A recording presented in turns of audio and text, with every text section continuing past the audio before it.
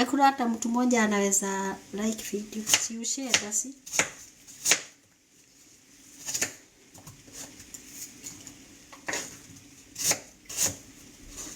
Hapa huwa tunajitibu na chakula. Tunajitibu na chakula. Kwa hivyo tunatoa cholesterol yenye haihitajiki kwa mwili na hii smoothie. Hii smoothie ndio tunatoa nayo cholesterol kwa mwili, ama cholesterol under control. Hii ni apple moja nimekatakata.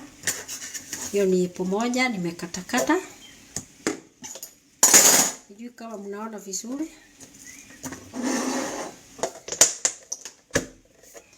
Nimekatakata apple moja, nikaweka vijiko 4 ya oat flakes, tablespoon